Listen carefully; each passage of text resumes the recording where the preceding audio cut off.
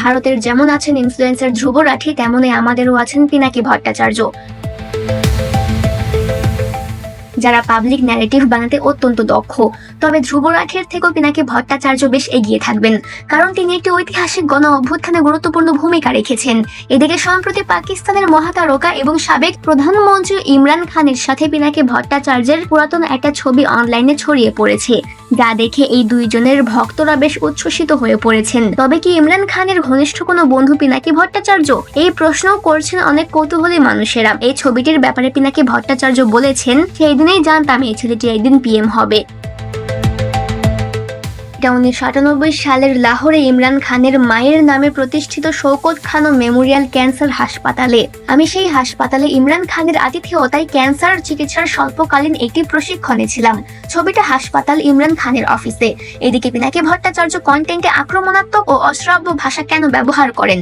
উপস্থাপিকা দীপ্তি চৌধুরীর এমন প্রশ্নের জবাবে জনপ্রিয় এই অ্যাক্টিভিস্ট বলেন, বাংলাদেশের যে দুর্দশা, এই দুর্দশার জন্য দায়ী কারা? এই দুর্দশার জন্য দায়ী হচ্ছে বাংলাদেশের এলিটরা, যারা রাষ্ট্র ক্ষমতায় থাকে এবং যারা সমাজকে নিয়ন্ত্রণ করে। সেই শিক্ষিত শ্রেণী বাংলাদেশের সম্পদ বিদেশে পাচার করে, আর সেই কারণে বাংলাদেশের এত দুর্দশা। তিনি আরো বলেন, সাধারণ মানুষ কখনোই বাংলাদেশের সম্পদ কোথাও পাচার করেনি, বরং তারা বাইরে থেকে উপার্জন করে দেশে নিয়ে আসে। এরাই সেই মানুষ যারা বাংলাদেশের অর্থনীতিকে বাঁচিয়ে রাখছে। বাংলাদেশের এলিটরা অর্থনীতিতে এক ফোঁটা টাকাও কন্ট্রিবিউট করে না। বাংলাদেশের অর্থনীতিতে অবদান রাখে তারাই যারা গার্মেন্টসে মেশিন চালায়, যারা ঠেলা গাড়ি ঠেলে, যারা রিক্সা চালায়, যারা শ্রমিক হিসেবে হাতুড়ি চালিয়ে বিল্ডিং তৈরি করে, যারা বাস চালায়, টেম্পো চালায়, খেতে ফসল ফলায়।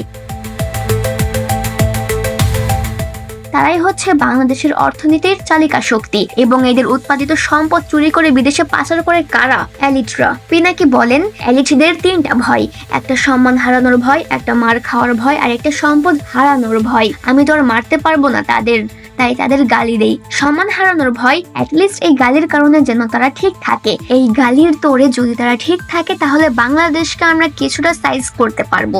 আদারওয়াইজ এরা বাংলাদেশের 18 কোটি মানুষের জীবনকে দাসের জীবন বানিয়ে রাখবে, এবং যারা আসলে দাসের জীবন বানিয়ে রাখছে তাদের জন্য তো গালি প্রাপ্য।